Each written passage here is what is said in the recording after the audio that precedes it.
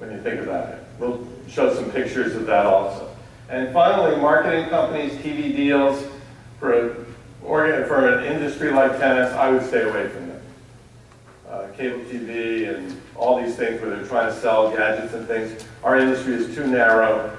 Don't get sucked into that if you have a specific tennis-only product.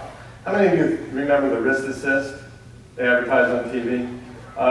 Decent product, about $70. We have a similar one that his attached strings to wrist, right?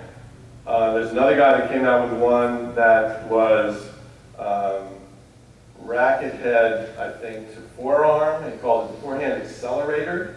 A gentleman in Dallas who was an attorney. I tried to tell him, you're going to sell about 200 of these a year.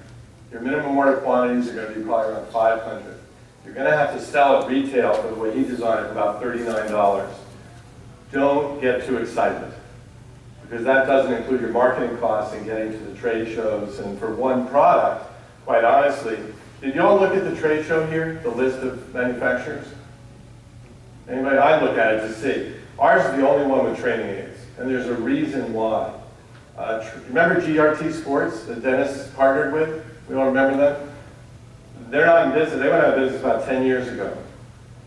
Remember that product, I can't remember quite the name, that Jack Roppel endorsed, that you'd squeeze and it would beep on your grip? Does anybody remember the name of that?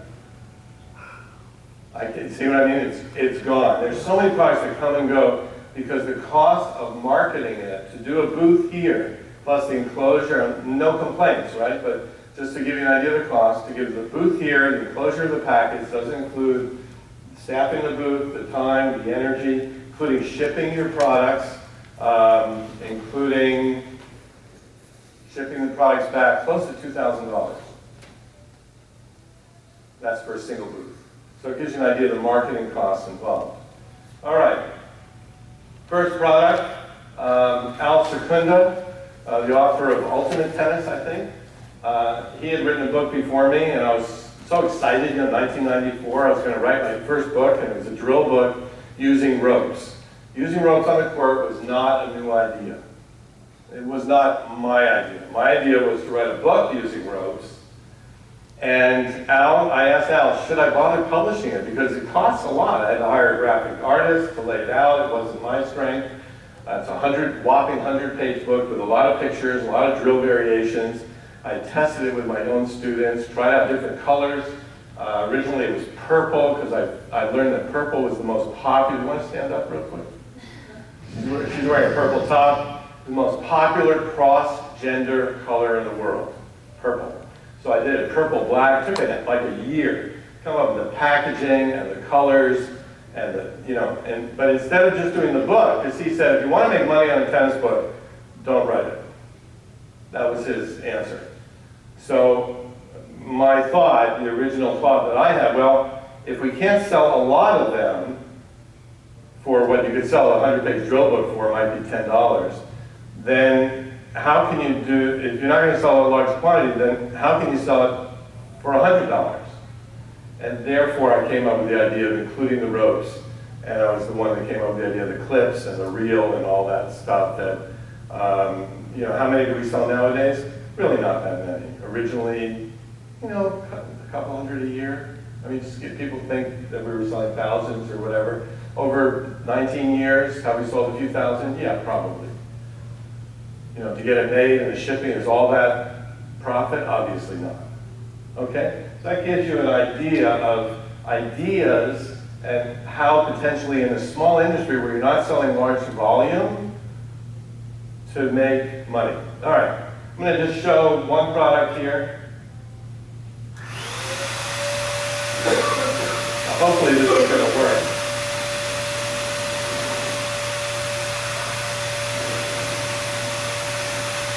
Have I tested this yet in Hilton Head? No. I don't know. There we go. Is that a cool product? All right.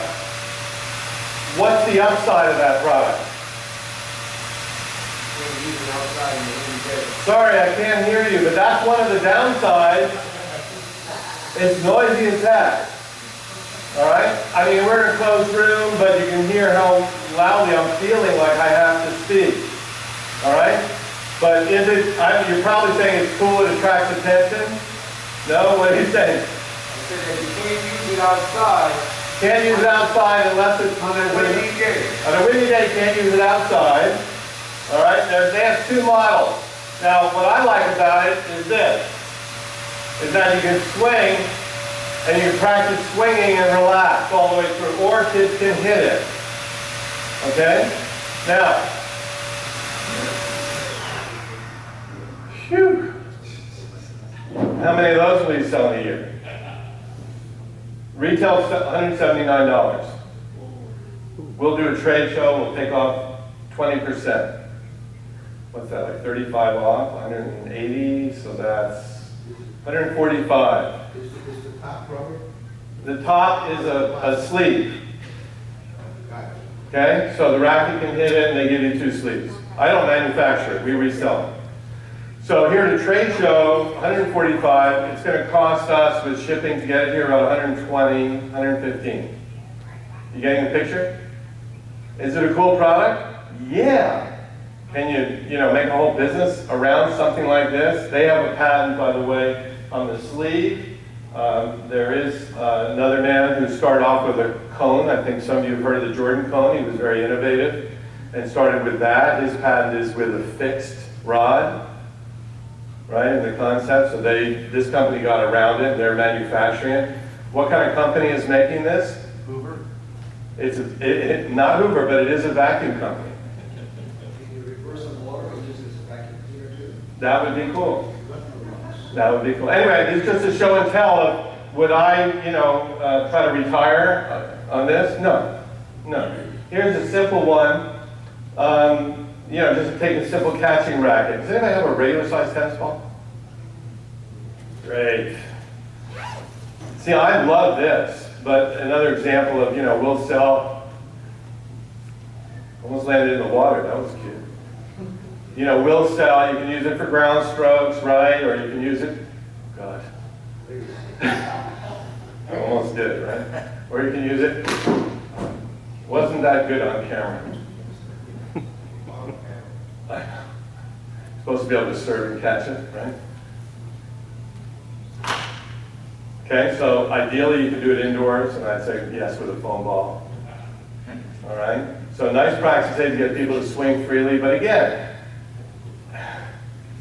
do tennis players, the large market with millions of players, do they buy training aids like golfers? The answer is no. Do coaches buy training aids?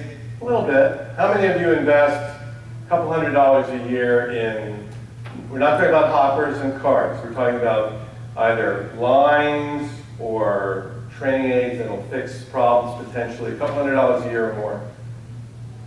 And that's, these are the people that come to this. This is an idea session where we're talking about products and ideas, and only about 20% raise their hands. Now, to me, an investment like that, you watch a clinic where people are using something like this, or, our little ball floating in the air, and it generates onlooker interest, it can create income, but obviously not everyone agrees with that concept. So, tough market. We did an experiment, little side story there, with Will Hamilton of Fuzzy Yellow Balls, and we came up with a package, because his mailing list for players is in excess of 100,000 people. Large list.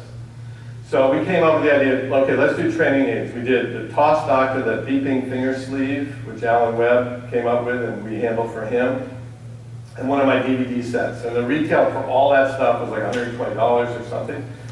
And we offered it, I think including shipping, for $39 or $29 plus shipping or something like that. And we said first 200 people. So we had the boxes all set up, right? Everything, and that was our cost, or a little below our cost, because the DVDs obviously have margins once you spend the money to produce the DVD. And in 2 hours, literally in 2 hours, we sold 200 packages. Now, we didn't make money, we lost a little bit. My problem is I don't control those lists with players. And these guys, there's really not a lot of money you can make in that. They're selling courses, right? Most of us have gotten that information. Right now he's doing a patent raptor course, et cetera, et cetera. But it would be, in my lifetime, I would love to figure out a way to get tennis players interested in training aids like golfers are. Because golfers will buy, you call them gadgets, whatever you want to call them, but training aids, kinesthetic aids, many of them do work. That's all, real simple. Guided systems do work. Okay, let's move on. Here's an interesting project. So, minimums on these, like the Z-balls, we bought the trademark name for Z-ball from a company that made it, which was a toy company in Indiana. It was not my idea. We purchased the rights for that. I filed the utility patent myself because I didn't want to invest that kind of money with a patent attorney. I would never, ever file a utility patent again myself. It was so much work and so much rejection and going back and forth. They're helpful, but trust me, it's not easy. It's not easy at all. So then once we had the first one out, this is kind of an interesting thing. So we had the first one out, fine, it costs us $1.20, and in bulk we sell them wholesale, to the school catalogs that go to the schools for a couple of bucks. Fine, there's a little bit of margin in there. So then I had the idea, okay, let's take out another mold for the second one, right, which is triangular, and it's harder, it's more challenging. I mean, it's quite challenging. The problem is that we had to do like 10,000 of them. Once you pay for the mold, remember we talked about mold costs? And now, in our own company, we're selling them off, 12 years later, $25 for 25 of them. And we still have a couple thousand left. If anybody wants, and I'm serious, on our website, the middle one, it is a great product. We're selling 25 of them for $25. We're losing money because we're paying warehousing fees on it. So there's a good idea on the left, a bad idea in the middle, and then me being a little bit educationally oriented, I created a DVD that goes with it that could be packaged, which kind of separates it from others. Next, this is Whammo. Basically, they sent me a letter, and you can see it says hoop games, but inside, literally, not 2 times, maybe 3 or 4 times, I mentioned the word hula hoop. We're not selling hula hoops. We don't make hula hoops.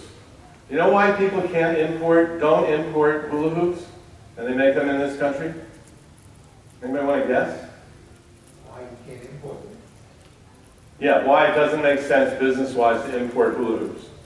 Cost. The size and the cost. They're a low-price item, and they take up a lot of room. So you can only get so many in a 40-foot container. And these days, when I started my company, a 40-foot container, which is the big ones on the 18-wheelers, right? Cost to bring in with freight and duty and taxes, $2,200 to $2,500. Now it's $8,000, give or take.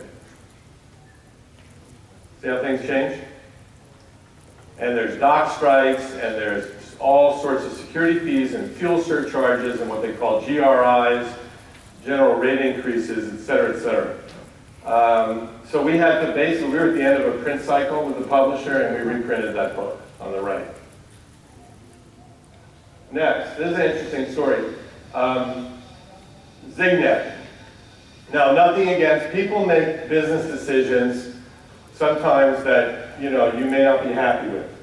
Fernando and I have been friends for a long time. We know common club managers. They all don't behave the way we want them to behave, historically. And companies that own products don't always behave. So I had a 5-year exclusivity agreement to distribute the Zignet in the United States and Canada.